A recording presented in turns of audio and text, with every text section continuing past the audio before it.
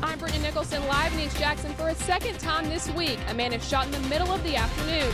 This one happening just feet from two school campuses. Investigators with the Criminal Investigations Division are busy tonight looking for who's responsible for the latest gun death in our city. 15 minutes ago or so, we saw the Henderson County Emergency Management Team leave the scene altogether. Now, we believe that to be the dive team that may have searched a well on the property over to my left. Now, the property over to my right, you can maybe see these headlights here. The TBI is still guarding this property. That is the property they have been searching. As you can see behind me, authorities are still over here in the visitor parking lot and are not allowed inside the gates here at the Kilgore plant. So I showed you where over here authorities were still in the parking lot at the Kilgore plant and were not allowed inside, and right now that is still the case.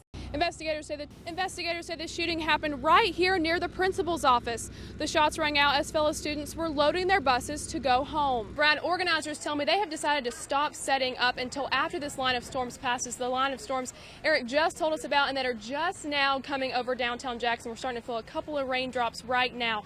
Now you can see behind me they've kind of stalled setting up the stage behind me here. They don't want to get any of that big equipment out until it is dry out here. Jason Autry tosses a small white piece of paper to the ground, saying he has a message for the media. Police quickly confiscate it.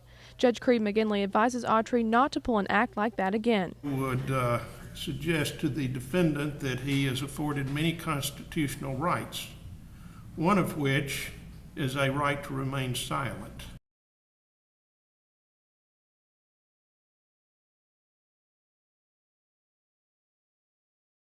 Autry's attorney, Fletcher Long, asked Judge McKinley for a chance to meet with his client face-to-face, which was denied. This after the judge says he has been presented with thousands of pages of evidence from the state. I'm fully cognizant that there is voluminous discovery.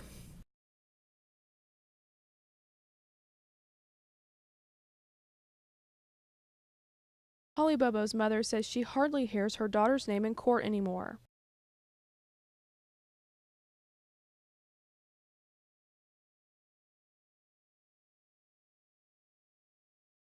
Bobo says despite her frustrations, she hasn't missed a hearing for any of the suspects in her daughter's disappearance and death and doesn't plan to in the future.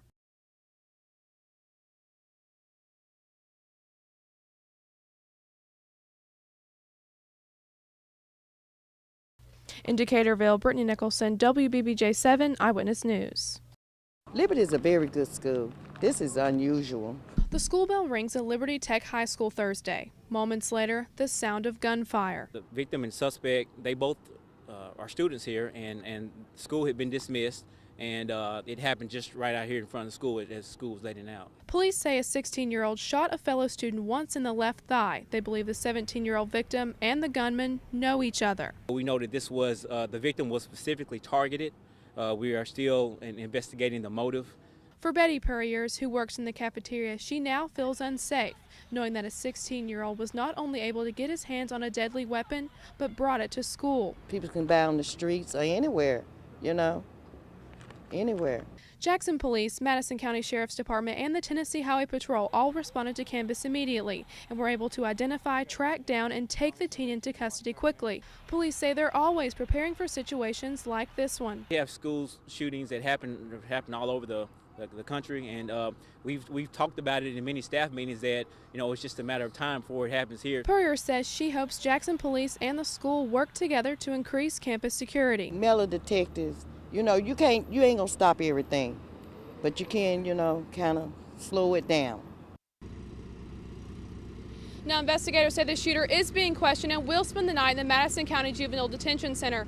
The victim is in stable condition at a local hospital. I spoke with one of Tyrone's fellow Jackson Central Mary students who says that he was a great friend and that the Jackson Central Mary football team will be missing more than just a team player. The football team will take it hard because, you know, that's everybody on the football team counts as a brother. And everybody that's in the school will think the same too. Family and friends remember today, not just the amazing person they say Tyrone Sterling was. He had a good vibe about him. He was like a magnet. He attracted a lot of people to him. But his passion for football. He was good. He was excellent. That's all he used to talk about is JCM. His drive was competitive, and he always tried to push himself hard. Even though he had asthma, he still kept saying that I'm gonna be the best. And by the best, his aunt says he meant going pro. Auntie, I get tired of seeing you and my mama struggle. When I get out of high school and I make it to the pro, I'm gonna make sure I buy you and my mama a house, and y'all gonna have everything y'all want. And I said, that's what's up. That's my nephew. His family says his caring nature is what people will remember most about Tyrone. When you upset, he make you laugh. And like, you can't be mad at him long. And his aunt says if she could say one more thing to Tyrone. Job well done. He was the best nephew God could have ever blessed into my life, and I'm gonna miss him. Now, some of the students tell me they will be wearing JCM school colors, khaki and green, with Tyrone's number on their backs to school on Monday. It's the busiest time of year for farmers. All day and into the night, early mornings and into the night. They got a lot to organize in a day's time.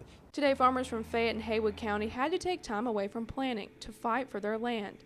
Tennessee Valley Authority officials say they want to build a transmission line to power the Memphis megasite.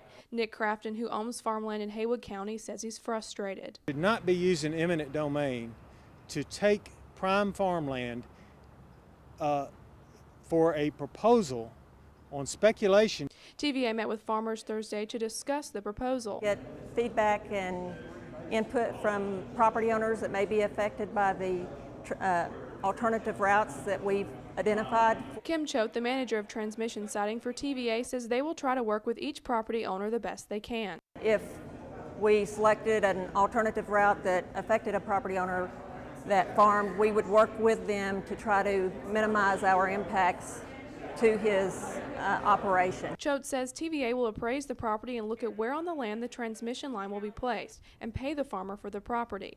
But if TVA chooses a piece of land, farmers will be forced to turn over their land. Some farmers say with the new transmission lines, they're not able to use the big irrigation systems like this one out here. The irrigation simply replaces a good rain. It's using water to make a 1/4 inch rain just to keep the plant at its most productive. But Choate says TVA is trying to help all West Tennesseans by creating jobs and building up the rural area. Looking at the site, how large it has a great potential in bringing in lots of money. In Haywood County, Brittany Nicholson, WBBJ 7 Eyewitness News.